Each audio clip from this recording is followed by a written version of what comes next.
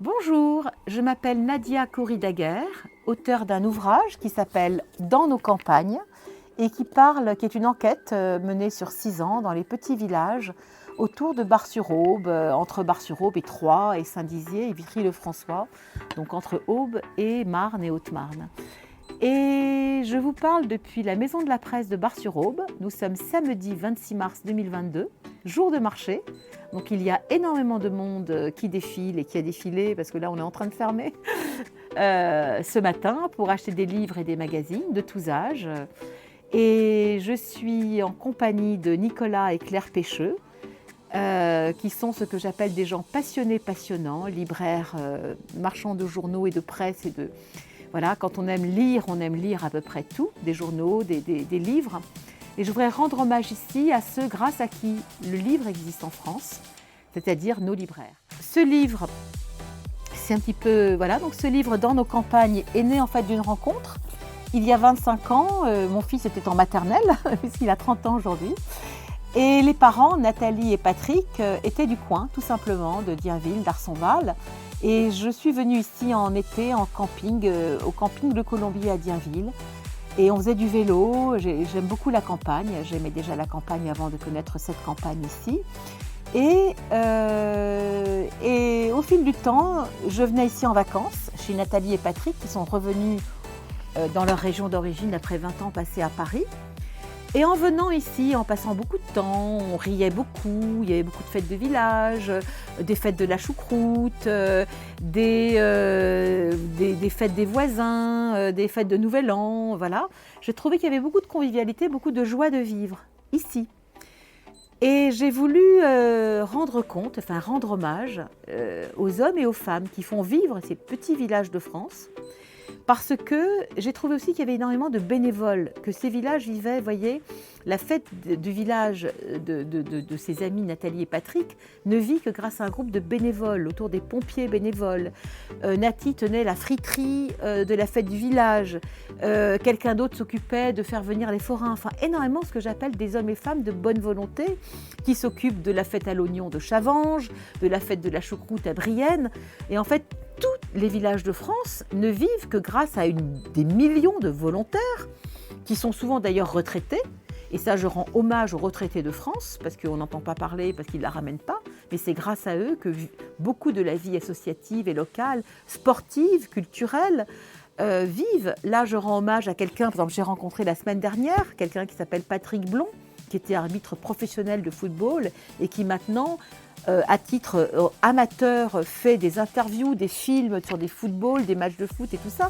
En fait, il y a énormément de gens qui font des choses gratuitement en France. Et c'est ça qui m'a touchée, parce que quand on est à Paris, on a l'impression que tout s'achète et les gens sont tous salariés. Et ici, beaucoup de gens donnent de leur temps gratuitement pour faire vivre un point de lecture, pour le Secours catholique, pour les hôpitaux, voilà, et simplement vous rendre service. Nathalie venait me chercher à la gare, enfin, vous voyez, j'ai une amie Danielle qui m'a convoyé une semaine de librairie en librairie. Et ça, si vous voulez, c'est une richesse humaine et ça n'a pas de prix. Et c'est ça qui fait aussi la force. Et j'allais dire que quand on lit les journaux, on a l'impression que tout va mal en France, que c'est la catastrophe, qu'à cause de la guerre en Ukraine, les gens sont déprimés. Eh bien, moi, en fait, je témoignais du fait que non, les gens ne sont pas déprimés du tout. Enfin, on a tous des problèmes, évidemment, tout un chacun dans sa vie professionnelle ou personnelle. Mais en gros, les gens, ça va bien. Enfin, et surtout, j'ai rencontré aussi énormément de gens qui font un effort pour que ça aille bien. Vous voyez, on dit souvent, les jeunes ne veulent pas travailler, ils préfèrent toucher le RMI, le RSA, ils ne foutent rien. C'est pour ça que les immigrés y viennent. Ben, pas du tout. En fait, pour prendre un exemple, j'avais un voisin de village, enfin voilà, Michael. Quand je l'ai connu, il avait comme projet de devenir taxi. Eh bien, il a concrétisé son rêve et son projet. C'est-à-dire que c'est quelqu'un qui a travaillé dur pendant plusieurs années. Il a commencé par être VTC et maintenant il est taxi. Et donc il travaille avec des hôpitaux, des cliniques. J'ai connu Angélique qui faisait d'abord des sablés pour ses enfants. Et puis finalement, ces sablés, elle les a vendus sur les marchés. Ça marche bien. Maintenant, Angélique vend ses sablés. Et j'ai rencontré comme ça aussi des bergères, des agriculteurs, et puis tout un tas de gens qui ne sont pas dans l'agriculture, qui, 20, 30 ans, même à 40 ans, ou voilà, un exemple très clair, Claire et Nicolas ici, qui se reconvertissent et qui décident d'acheter cette papeterie à Bar-sur-Aube et de la faire renaître.